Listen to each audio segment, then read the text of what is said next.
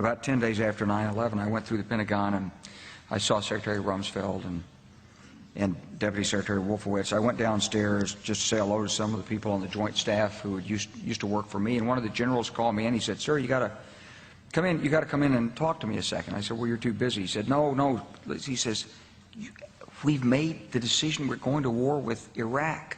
This was on or about the 20th of September. I said, "We're going to war with Iraq. Why?" He said, "I don't know."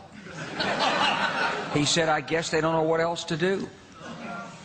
So I said, "Well, did they find some information connecting Saddam to al-Qaeda?" He said, No. He says, "There's nothing new that way. They just made the decision to go to war with Iraq." He said, "I guess it's like we don't know what to do about terrorists, but we've got a good military and we can take down governments." And he said, "I guess if the only tool you have is a hammer, every problem has to look like a nail." So I came back to see him a few weeks later, and by that time we were bombing in Afghanistan. I said, "Are we still going to war with Iraq?" And he said, "Oh, it's worse than that."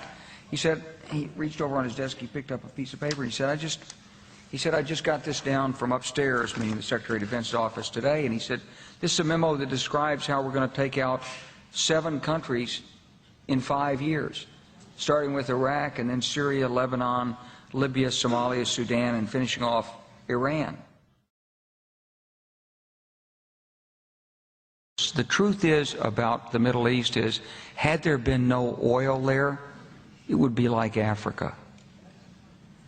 Nobody is threatening to intervene in Africa. The problem is the opposite. We keep asking for people to intervene and stop it. And there's no question that the presence of petroleum throughout the region has sparked great power involvement. Whether that was the specific motivation for the coup or not, I can't tell you, but there's always been this attitude that somehow we could intervene and use force in the region.